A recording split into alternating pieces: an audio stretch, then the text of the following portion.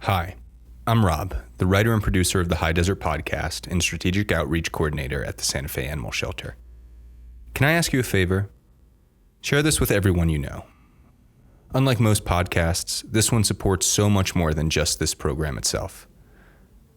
We want to use it as a way of increasing awareness and raising funds for our organization, a 501c3 nonprofit and the only animal shelter in Santa Fe. We do not receive public funding and rely on help from donors to save the nearly 15,000 animals that we serve every year. Please consider donating, or, short of that, telling people about this project. With enough listeners, we can get the High Desert Podcast sponsored. That way you can save lives just by listening. If you have questions or an idea for a story, please do not hesitate to contact us directly at pawedcast@sfhumanesociety.org. That's podcast@sfhumanesociety.org. Please enjoy the show.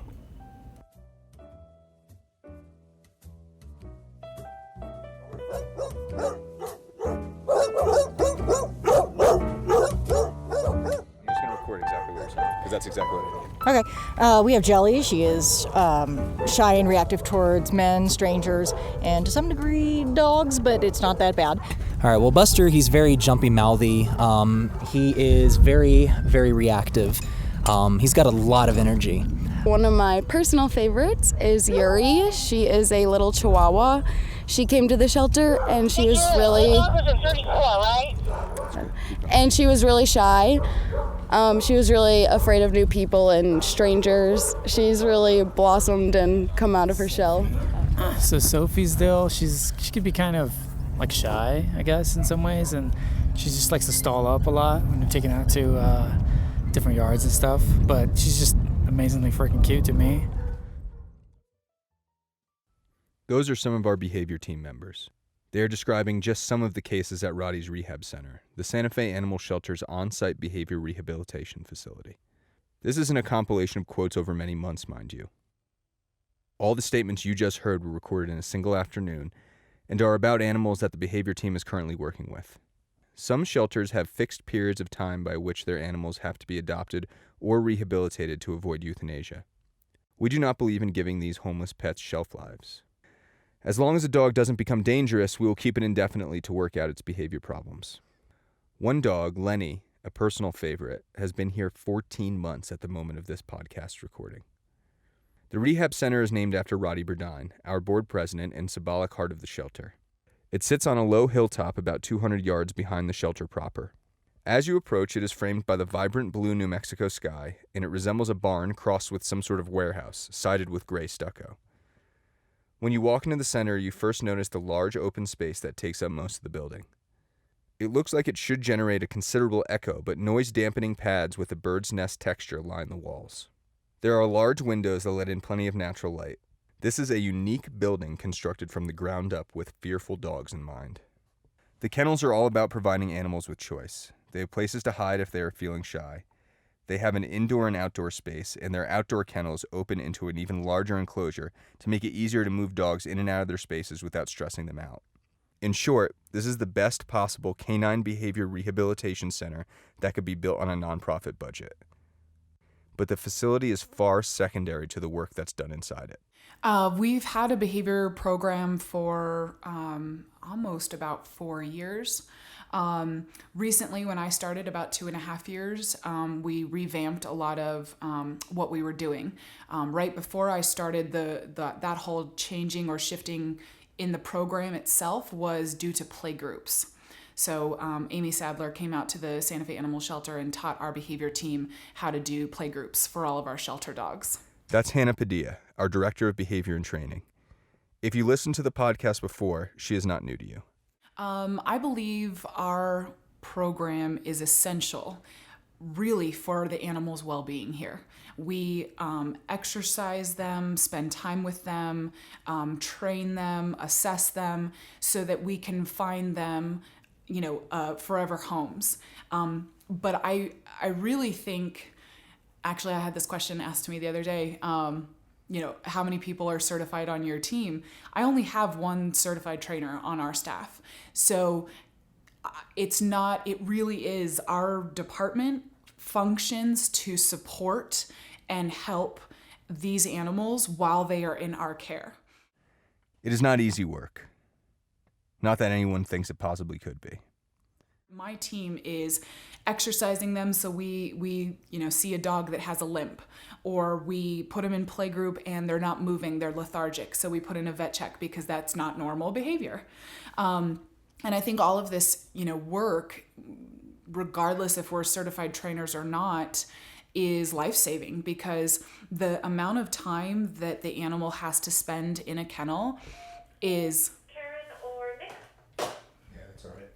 difficult. And so when we go in and we walk them, we take them outside, get them fresh air, let them play with other dogs, let them sit in a dog pool full of water. That's really important, and it helps them mentally be able to cope with this environment. I asked Hannah how many people she has at her disposal to do all this work. So we have 8 employees that work in the behavior department, and they are probably the hardest working employees here at the shelter. And I know every director would probably say that about their employees, but these guys are walking miles upon miles every single day, going into kennels with dogs that make you nervous. The physical stress is exhausting. Many behavior team members told me they regularly exceed 5 miles walking every day during work hours. But that's our directive, is we have to get every single dog out of their kennel. These guys... Oh, sorry. That's all right. This was a common occurrence throughout the interview. Hannah is always on call, and there's always somebody trying to get in touch with her for any number of reasons. In the ideal world, which we are short-staffed right now, 6 employees are here working every single day. We are down 2 people. So like yesterday, I only had 4 staff members here, and they didn't take a lunch until 4:30. Okay, but ideally 6 staff members a day, 8 hours a day. So that's 48 labor hours a day. Mm-hmm. And how many dogs are they handling total, roughly, generally? Roughly between 300 and 350 a day. 300 to 350 dogs across 6 people, 8 hours, 48 hours. Yes. So that just gives you a volume of the amount of people, or volume of the amount of work there is. Even if we take that minimum number, 300 dogs, that's 9.5 minutes spent per animal every day to take them out to playgroup, supervise them, and assess them. So in an ideal world, our schedule would go, we would have 6 employees come in at 8 o'clock in the morning. They would go down to adoptions to do playgroups for about 2.5 hours. Then they would move over to admissions and do playgroups and walks for about 2.5 hours. So roughly they would take lunch around 1 o'clock.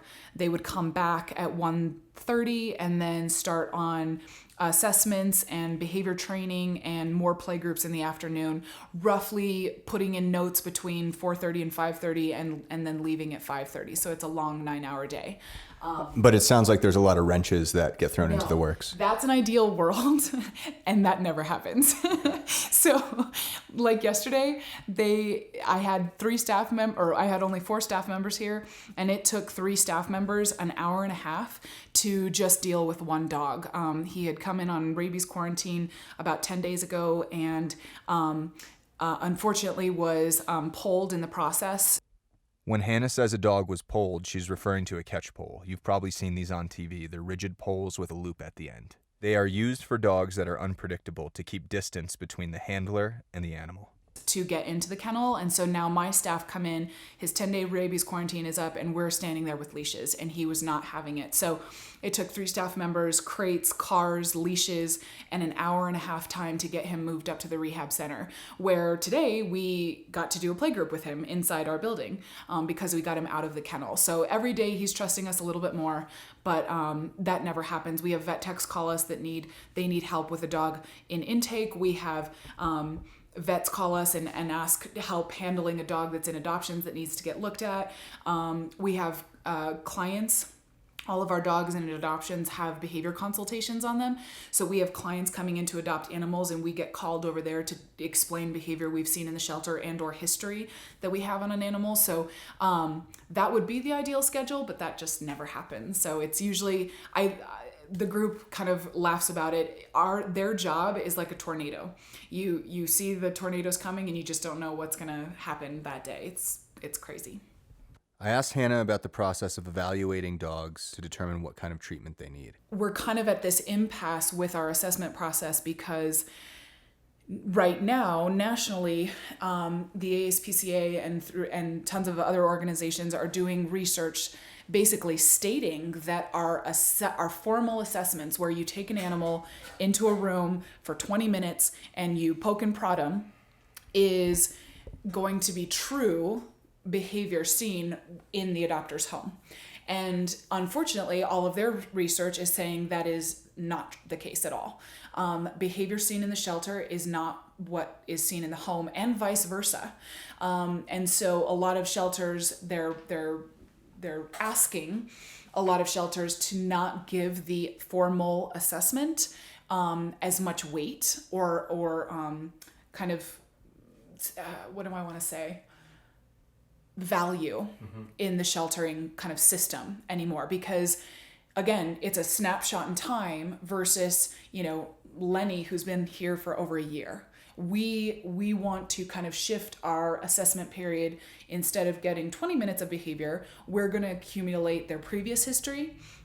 We're going to accumulate all of their shelter history, their kennel presentation, how they do with strangers, how they do in playgroup, how they do with handling with our vet techs and our medical staff, and accumulate that kind of assessment in a package for the adopter. So every animal will have a behavior consultation stating that this is all the behavior we've seen here at the shelter. This is the behavior that we have from reported maybe foster home or previous owner, anything like that. And also kind of an opportunity to hit and talk to every single adopter to normalize the animal behavior. Finally, I asked Hannah how having the rehab center helped her and her team accomplish their goals. This facility has helped us reach and progress and work with so many different dogs and their personalities and their needs that we wouldn't have been able to do without it. There are dogs that are scared of people, scared of handling, scared of motion and movement from a person. Maybe they had a bad background with a person or no experience with a person, but they're scared of us. And up here with our kennels, the way that they're designed to give the dog choice, it's always in the dog's favor to make that choice.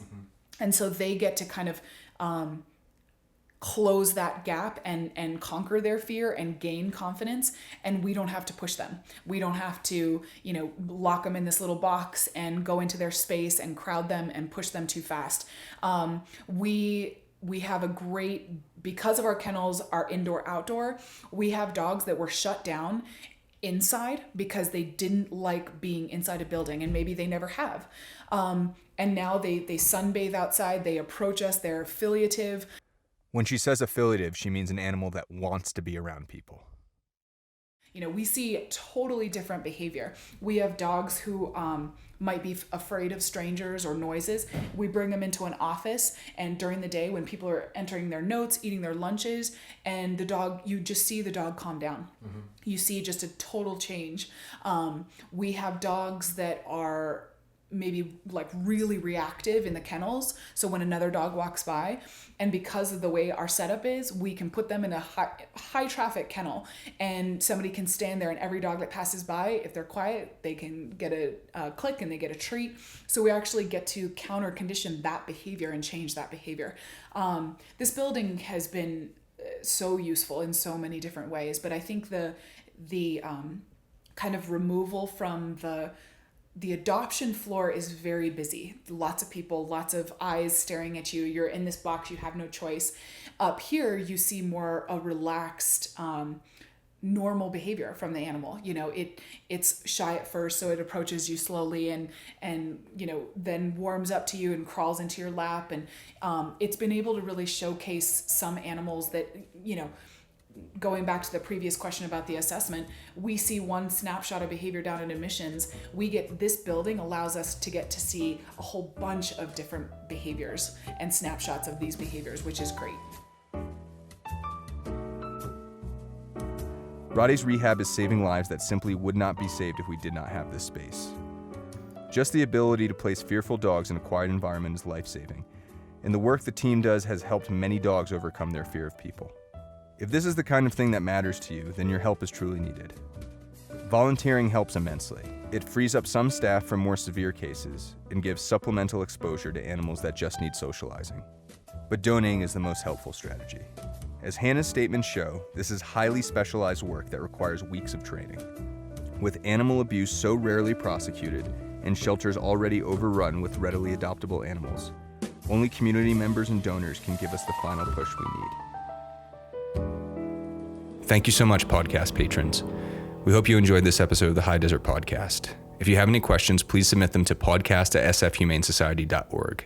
That's spelled PAWEDCAST@sfhumanesociety.org.